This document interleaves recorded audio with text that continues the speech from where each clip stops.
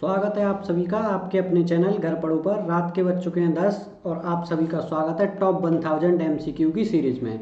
जैसा कि आप सभी जानते हैं इस सेशन की 10 क्लास हो चुकी हैं और ये 11वीं क्लास है। तो इसमें आज हम पढ़ेंगे तुगलक वंश। इससे पहले हम दिल्ली सल्तनत को डिस्कस कर रहे हैं। तो दिल्ली सल्तनत का यह तीसरा पार्ट है तुगलक वंश। तो चलते हैं क्वेश्चंस की तरफ और क्वेश्चंस के साथ साथ इस टॉपिक से रिलेटेड थ्योरी के बारे में भी जानेंगे, क्या फैक्ट है इसके और कौन कौन से शासक रहे जिन्होंने तुगलक डायनेस्टी में या तुगलक वंश में शासन किया। तो बढ़ते हैं पहले क्वेश्चन की तरफ। पहला क्वेश्चन देखते हैं क्या है, तुगलक वंश का संस्थापक कौन था।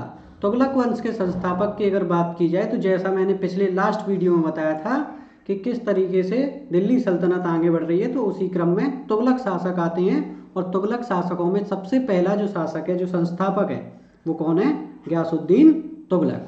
गयासुद्दीन अगर तुगलक की बात की जाए तो गयासुद्दीन तुगलक का जो शासन है वो 1320 ईस्वी से 1325 ईस्वी तक रहता है। ठीक है, 5 वर्ष तक इसका शासनकाल रहता है। अगर वहीं तुगलक वंश की बात की जाए, तुगलक साम्राज्य की अगर बात की जाए, तुगलक साम्राज्य का जो शासन है वो 1320 ईस्वी से 1414 ईस्वी तक रहता है। ठीक है, लगभग 100 वर्ष तक इन्होंने शासन किया दिल्ली सल्तनत पर। और वहीं गयासुद्दीन तुगलक ने 1320 से 1325। अब नेक्स्ट पॉइंट की तरफ चलते हैं कि गयासुद्दीन तुगलक ने क्या अन्य महत्वपूर्ण कार्य किए। तो सबसे पहले महत्वपूर्ण कार्य की बात की जाए तो किसानों की स्थिति के सुधार के लिए, ठीक है, किसानों की स्थिति में सुधार, ठीक है, किसने किया है? गयासुद्दीन तुगलक ने किया। दूसरा महत्वपूर्ण कार्य जो किया इसने, तुगलकाबाद का निर्माण। ठीक है, क्वेश्चन कई बार बनता है कि तुगलकाबाद का निर्माण किसने किया है। तो तुगलकाबाद का निर्माण जो किया है वो किसने किया? गयासुद्दीन तुगलक ने किया है। कब किया? 1321 ईस्वी। ठीक है, कब किया है? 1321 ईस्वी में इसने क्या किया है? तुगलकाबाद का निर्माण किया है, जिसे बाद में इसने क्या बनाया? अपनी राजधानी भी बनाया है। ठीक है, चलते हैं नेक्स्ट पॉइंट की तरफ। गयासुद्दीन तुगलक, 4 पॉइंट हुए आपके। गयासुद्दीन तुगलक का जो समय काल है 1320 से 1325, किसानों की स्थिति में सुधार, तुगलकाबाद का निर्माण, और 1321 ईस्वी में क्या हुआ? तुगलकाबाद को बनाया है। तो वहीं अगर इसने क्या किया, किसानों की स्थिति में सुधार किया है, तो नहरों का निर्माण कराया है। ठीक है, नहरों का सर्वाधिक निर्माण अगर किसी ने कराया भारत में तो गयासुद्दीन तुगलक है। चलते हैं नेक्स्ट पॉइंट की तरफ, नेक्स्ट क्वेश्चन की तरफ देखते हैं क्या क्वेश्चन है। यहाँ से हमारे 5 या 6 क्वेश्चन कवर हुए। अब चलते हैं नेक्स्ट क्वेश्चन। तांबे के सिक्के के रूप में प्रमाण स्वरूप सांकेतिक मुद्रा प्रचलित की। देखिए, थोड़ी सी क्वेश्चन में क्या होती है, लैंग्वेज घुमाई जाती है। टॉपिक वही रहता है लेकिन लैंग्वेज को क्या कर दिया जाता है, थोड़ा सा मूव कर दिया जाता है और वहीं पे दिक्कत हो जाती है। ठीक है, तो चलते हैं क्वेश्चन। तांबे के सिक्के के रूप में प्रमाण स्वरूप सांकेतिक मुद्रा प्रचलित की। सांकेतिक मुद्रा का मतलब यहाँ पर यही है कि जो टका प्रणाली है, टका प्रणाली किसने लागू की है। तो टका प्रणाली के लिए आप सभी जानते हैं कौन जिम्मेदार था? मोहम्मद बिन तुगलक। लेकिन ये इसका एक्सपेरिमेंट क्या हुआ, फेल रहा था। तो ज़्यादातर जो मोहम्मद तुगलक ने प्रयास किए वो सारे कैसे रहे हैं? विफल रहे हैं। तो मोहम्मद तुगलक की बात करते हैं। मोहम्मद बिन तुगलक गयासुद्दीन तुगलक के बाद गद्दी पर बैठता है और 1325 ईस्वी से 1351 ईस्वी तक शासन संभालता है। एक लंबा शासनकाल रहा है इसका, लगभग 50 वर्ष तक इसने शासनकाल किया। अब इसने क्या प्रमुख कार्य किए, उन कार्यों की तरफ चलते हैं। सबसे पहला अगर इसमें इंपॉर्टेंट पॉइंट देखा जाए तो 1333 ईस्वी में अफ्रीका से यात्री आता है, इब्न बतूता। ठीक है, कौन सा यात्री आता है? इब्न बतूता यात्री आता है, जिसकी एक फेमस पुस्तक है, कौन सी? रहला। ठीक है, 1325 से 1351 ईस्वी तक किसका शासन है? मोहम्मद बिन तुगलक का। ठीक है, 1333 ईस्वी में अफ्रीका से यात्री आता है इब्न बतूता, जिसकी फेमस पुस्तक कौन सी है? रहला है। ये क्वेश्चन कई बार पूछा गया है कि इब्न बतूता कहाँ का यात्री है तथा वह कब आया था? 1333 ईस्वी में। और वहीं इसकी जो फेमस पुस्तक की बात की जाती है तो वो कौन सी पुस्तक है? रहला। ठीक है, अब नेक्स्ट चांदी के सिक्के। जो चांदी के सिक्के वो किसने चलाए हैं? मोहम्मद बिन तुगलक ने। ठीक है, चांदी के सिक्के भी किसने चलाए हैं? मोहम्मद बिन तुगलक। ठीक है, इसकी मृत्यु के बारे में बात की जाती है 30 ठीक है, ठट्टा नामक जगह पर, ठीक है, मृत्यु सिंध में है, ठीक है, कहाँ पर है, सिंध प्रांत में है। कब होती है इसकी मृत्यु, 1351, ठीक है। तो यहाँ से देखा टका प्रणाली, ठीक है। उसके बाद 1325 से 1351 ईस्वी तक, 1333 ईस्वी में अफ्रीकी यात्री आता है जिसका नाम क्या है, इब्न बतूता। वहीं चांदी के सिक्के भी चलाए इसने, और ठट्टा नामक जगह पर क्या होता है, इसका देहांत हो जाता है, मृत्यु हो जाती है, ठीक है। नेक्स्ट पॉइंट की तरफ चलते हैं, नेक्स्ट क्वेश्चन देखते हैं। नेक्स्ट क्वेश्चन क्या कहता है, जौना खां को दक्षिण भारत कब भेजा गया, ठीक है। जौना खां कौन था, जौना खां एक सेना नायक था, किसका सेना नायक था, तो जल्दी से बताइए कमेंट करके, जौना खां किसका शासक में रहता था, किसके संरक्षण में रहता था। वहीं जौना खां की बात की जाए, 4 ऑप्शंस आपके पास हैं, तो जल्दी से बताइए जौना खां कब और कहाँ पर और किसके संरक्षण में रहता था। 4 ऑप्शंस की तरफ चलते हैं, 1320, 1322, 1323, 1324। तो इसका आंसर का सही कौन सा रहेगा, सी 1323, ठीक है। क्या आंसर है इसका, 1323। किसके शासन में रहता था, गयासुद्दीन तुगलक, ठीक है।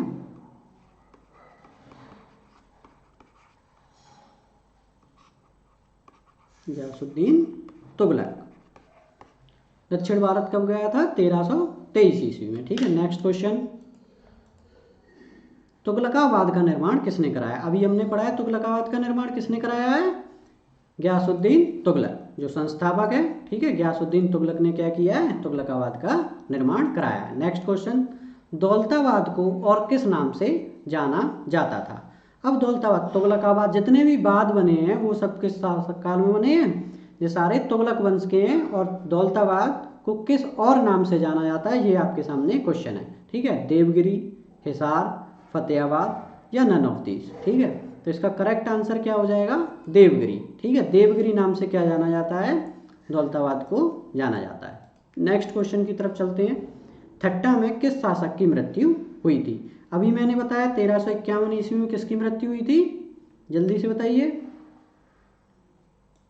1351 ईस्वी में किसकी मृत्यु हुई है, 1351 ईस्वी में मोहम्मद बिन तुगलक की ठट्टा नामक स्थान पर। ठट्टा कहाँ पे है, सिंध प्रांत में, ठीक है, सिंध प्रांत। अब चलते हैं नेक्स्ट क्वेश्चन की तरफ। रहला पुस्तक किसने लिखी, ठीक है। अभी ये टॉपिक क्लियर किया है, किसने लिखी रहला पुस्तक, कौटिल्य, रामचंद्र शुक्ल, हरिसेन या इब्न बतूता। तो किसने लिखी है रहला पुस्तक, इब्न बतूता, इसका क्या है, option number D correct answer, ठीक है। नेक्स्ट क्वेश्चन की तरफ चलते हैं, मोरक्को से कौन भारत आया था। मोरक्को, सबसे पहले हमें पता होना चाहिए मोरक्को जगह कहाँ पर है, किस स्थान पर मोरक्को है, और फिर बताएंगे कि यात्री कौन सा आया था, ठीक है। तो देखिए 4 ऑप्शंस को, कौन कौन से ऑप्शंस हैं इसके। देखिए फिरोज शाह तुगलक कहीं से नहीं आया था, शासक था। खिज्र खां, ये शासक था, ये अगले वंश का है, ठीक है। अब हरिसेन, हरिसेन एक राइटर था, वो भी कहीं से नहीं आया था। कौन आया था, इब्न बतूता आया था। कब आया था, 1333 ईस्वी में, ठीक है। कब आया था, 1333 ईस्वी में। कहाँ से आया था, अफ्रीका से। कहाँ से आया था, अफ्रीका। अब अफ्रीका में एक जगह है मोरक्को, ठीक है। तो क्या है इसका आंसर, इब्न बतूता, 1333 ईस्वी में अफ्रीका में मोरक्को। किसके शासनकाल में आया था, मोहम्मद बिन तुगलक, ठीक है। नेक्स्ट क्वेश्चन की तरफ चलते हैं, फलों की गुणवत्ता सुधारने का प्रयास किसने किया। अब किसान की बात की जाए तो किसान की सुरक्षा और सुविधाओं के लिए किसने काम किया था, मोहम्मद बिन तुगलक या गयासुद्दीन तुगलक। बताइए जल्दी से, फिरोज शाह तुगलक या खिज्र खां। तो इसका सही आंसर क्या होना चाहिए, जो किसान के लिए किसने कार्य किया था, गयासुद्दीन तुगलक। वहीं फिरोज शाह तुगलक ने क्या किया है, फिरोज शाह तुगलक ने फलों की गुणवत्ता सुधारने के लिए क्या किया है, कार्य किया है।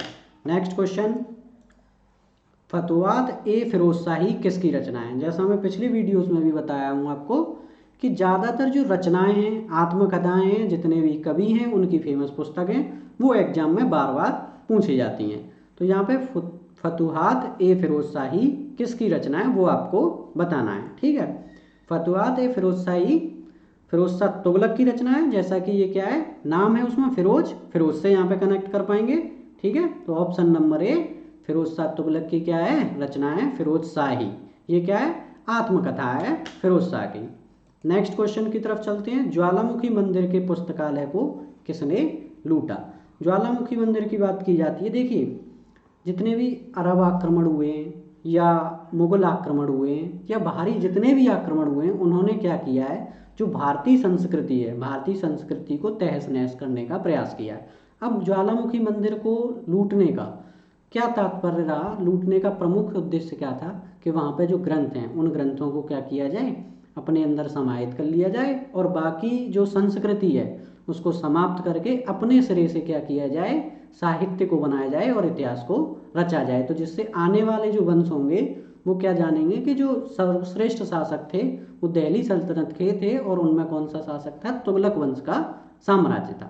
ठीक है, तो चलते क्वेश्चन। ज्वालामुखी मंदिर के पुस्तकालय को किसने लूटा। ज्वालामुखी पुस्तकालय को किसने लूटा था, फिरोज शाह तुगलक ने लूटा था। ऑप्शन नंबर सी इसका क्या हो जाएगा, सही हो जाएगा। फिरोज शाह तुगलक ने क्या किया था। अब फिरोज शाह तुगलक ने जब जो लूटा था तो इसमें लगभग 1300 ग्रंथ, कितने ग्रंथ थे, 1300 ग्रंथों को इसने लूटा था। ठीक है, तो देखिए बहुत बड़ी संख्या है 1300 ग्रंथ। अब चलते हैं नेक्स्ट क्वेश्चन की तरफ। मोहम्मद बिन तुगलक को क्या नहीं कहा जाता। अब ये 4 ऑप्शन दिए आपको, इनमें से पहचानना है कि मोहम्मद बिन तुगलक को क्या नहीं कहा जाता। मोहम्मद बिन तुगलक के जो और उपनाम होंगे, ठीक है, तो उपनाम में से पहचानना है कि कौन सा नहीं कहा जाता। पागल, रक्त पिपासु, स्वप्नशील, रैयते आला। देखिए पागल कहा जाता था, रक्त पिपासु भी कहा जाता था, स्वप्नशील भी कहा जाता था, लेकिन रैयते आला इसको नहीं कहा जाता था। रैयते आला किसको कहा जाता था, खिज्र खां।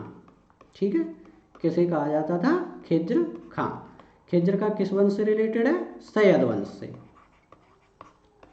जो दिल्ली सल्तनत में चौथा वंश है वो कौन सा है, सैयद वंश, जिसके बारे में हम नेक्स्ट वीडियो में पढ़ेंगे। ठीक है, खिज्र खां को क्या कहा जाता था, रैयते आला। अब चलते हैं नेक्स्ट क्वेश्चन की तरफ। मंगोल शासक तैमूर का आक्रमण कब हुआ। ठीक है, मंगोल जो शासक है, मंगोल शासक का आक्रमण है वो कब हुआ था, किसके विरुद्ध हुआ था, ये आपको पता होना चाहिए।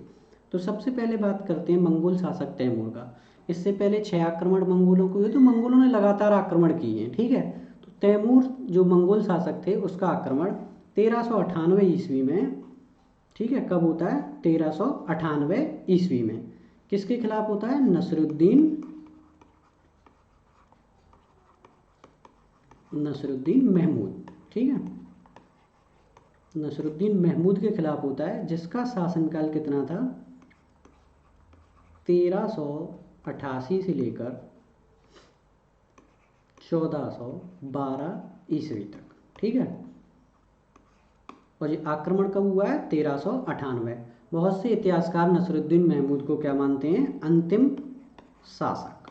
ठीक है, अंतिम शासक मानते हैं दिल्ली सल्तनत में तुगलक वंश का, तुगलक वंश।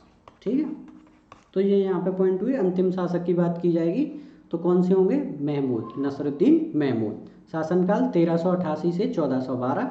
ठीक है, और जो मंगोल शासक आक्रमण है वो है 1398 ईस्वी। नेक्स्ट क्वेश्चन की तरफ बढ़ते हैं। तुगलकनामा के रचनाकार कौन है। ठीक है, बरनी, गुलबदन बेगम, अमीर खुसरो या इनमें से कोई नहीं। जल्दी से बताइए कमेंट करके क्या इसका सही आंसर होगा। तो इसका सही आंसर क्या है, ऑप्शन नंबर सी, अमीर खुसरो। अमीर खुसरो को और क्या कहते हैं, तोतिए हिंद। ठीक है, कितने राज दरबारों में रहा है ये, 5 राज दरबारों में। क्यों, देखिए इससे पहले भी अमीर खुसरो का जिक्र था, सल्तनत चेंज हुई लेकिन अमीर खुसरो अभी भी है। ठीक है, नेक्स्ट क्वेश्चन। अमीर कोही किससे संबंधित है, अमीर कोही किससे संबंधित है। देखिए कुछ विभागों के नाम रखे जाते थे, उन्हीं विभागों में से नाम है अमीर कोही। आपको बताना है अमीर कोही किससे संबंधित है, बाजार से, गुप्तचर, कृषि, सैन्य विभाग। तो इसका सही आंसर क्या है, कृषि। तुगलकाबाद में या तुगलक वंश में कृषि विभाग को क्या कहते थे, अमीर कोही। ठीक है, नेक्स्ट क्वेश्चन की तरफ बढ़ते हैं। दीवाने खैरात किसने गठित किया। अब बताना है आपको दीवाने खैरात किसने गठित किया है। तो दीवाने खैरात को सबसे पहले समझिए, दीवाने खैरात का मतलब क्या है। दीवाने खैरात संस्था है, जो गठन है, उसका गठन किया गया था सबसे पहले इसका फिरोज शाह तुगलक। आंसर इसका हो जाएगा सी। अब दीवाने खैरात क्या है, दान विभाग, ठीक है। किस विभाग को कहते हैं, दान विभाग को क्या कहते हैं, दीवाने खैरात, ठीक है। खैरात मतलब जो खैरात कब देता है कोई व्यक्ति, जब उसके पास अधिक चीज़ें होती हैं तो वो खैरात को दे देता है। तो इसके लिए क्या किया था, दान विभाग का गठन किया गया था, जिसको क्या कहते हैं, दीवाने खैरात। नेक्स्ट क्वेश्चन की तरफ चलते हैं। तुगलक वंश का अंतिम शासक कौन था। अभी मैंने आपको बताया है तुगलक वंश का अंतिम शासक कौन है, महमूद, गयासुद्दीन तुगलक, मोहम्मद बिन तुगलक, फिरोज शाह तुगलक। तो इसका अंतिम शासक कौन है, महमूद, ठीक है। महमूद नसरुद्दीन महमूद, यहाँ पे पूरा नाम नहीं दिया है, क्या दिया है, महमूद। तो ऑप्शन नंबर ए महमूद। अब इसके क्रम को देख लेते हैं, बार बार क्वेश्चंस बन रहे हैं इससे। तो इसका क्रम क्या है, देखिए सबसे पहले अगर बात की जाए गयासुद्दीन तुगलक, ठीक है। नंबर 2 पे बात की जाए मोहम्मद बिन तुगलक, ठीक है। नंबर 3 पे अगर बात की जाए फिरोज शाह तुगलक,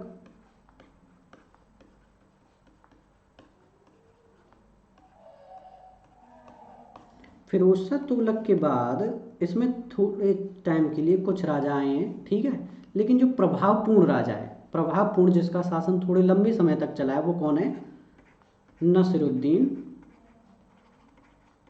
महमूद, ठीक है। ठीक है, कौन है, नसरुद्दीन महमूद। तो इसके 4 प्रभावशाली राजा रहे हैं, शासक रहे हैं, गयासुद्दीन तुगलक, मोहम्मद बिन तुगलक, फिरोज शाह तुगलक और नसरुद्दीन महमूद, ठीक है। लास्ट अंतिम किसको बताया जाता है, नसरुद्दीन महमूद, जिसका शासनकाल कब से कब तक चला है, 1412 ईस्वी में इसका शासनकाल चलता है। तो 1414 ईस्वी से, ठीक है, किसका शासन स्टार्ट होता है, सैयद वंश का। 2 साल का गैप है इसमें थोड़ा सा, इसी वजह से इसको क्या रखा जाता है, अंतिम माना जाता है। अंतिम स्पष्ट रूप से नहीं कह सकते, क्योंकि इसके बाद छोटे मोटे और भी शासक हो सकते हैं, उनका इतिहास में इतना वर्णन नहीं है। नेक्स्ट क्वेश्चन की तरफ बढ़ते हैं। नहरों का जाल किसने फैलाया। देखिए कृषि के बारे में बात की थी, किसानों के हित की बात की थी, वह कौन सा शासक था जिसने किसानों के हित में बात की थी, गयासुद्दीन तुगलक। तो किसानों के हित में बात कैसे की गई होगी, उसको सुख सुविधाएं देके, उस पर कर कम करके। तो गयासुद्दीन ने क्या किया था, नहरों का निर्माण बहुत कराया था, नहरों का जाल फैला दिया था पूरे दिल्ली साम्राज्य में, उसे क्या कहते हैं, गयासुद्दीन तुगलक ने नहरों का जाल फैलाया था, ठीक है। चलते हैं नेक्स्ट क्वेश्चन की तरफ। किसकी मृत्यु लकड़ी के महल में हुई थी। लकड़ी का महल बनाया था, लकड़ी के महल में, लकड़ी का महल ढह जाने की वजह से किसकी मृत्यु होती है, जल्दी से बताइए।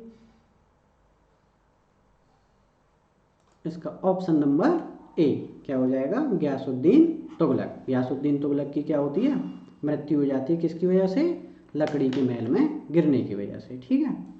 नेक्स्ट क्वेश्चन, ब्राह्मणों पर जजिया किसने लगाया। जी ब्राह्मणों लिखा हुआ है, इसका मतलब क्या है, ब्राह्मणों पर जजिया किसने लगाया था, ठीक है। जजिया कर की बात की जाए तो जजिया कर आप जानते हैं गैर हिंदुओं पर लगाया जाने वाला कर था, जो अलग अलग समय पे अलग अलग राजाओं ने लगाया है, ठीक है। तो अब इन 4 ऑप्शंस में से आपको बताना है ब्राह्मणों पर जजिया कर किसने लगाया था। अब हम तुगलक वंश पढ़ रहे हैं, तो तुगलक वंश के सापेक्ष बताना है कि किस शासक ने ब्राह्मणों पर जजिया कर लगाया था। तो इसका सही आंसर क्या हो जाएगा, फिरोज तुगलक, ठीक है। करेक्ट आंसर क्या हो जाएगा, फिरोज तुगलक। तो ये कुछ जानकारियां थी तुगलक वंश से रिलेटेड, 20 क्वेश्चन थे जो आपने पढ़े। आपको कैसे लगे कमेंट करके बताइए, और आप अपना स्कोर भी शेयर कीजिए कि आपने कितना स्कोर किया है। वीडियो अच्छा लगा हो तो उसको लाइक कीजिए, शेयर कीजिए, और ज़्यादा से ज़्यादा लोगों को इस सेशन से जोड़िए, जिससे आने वाले एग्जाम्स में आपकी प्रिपरेशन बेहतर हो सके और आप इसे अच्छी तरीके से कवर सकें बहुत कम टाइम में। और रात के 10 बजे का टाइम ऐसा होता है जब आप अपनी तैयारी को परख सकते हैं शाम को, कि आपने क्या पढ़ा और आप कितना सीख रहे हैं, ठीक है। थैंक यू सो मच, ध्यान रखिए अपना, बाय।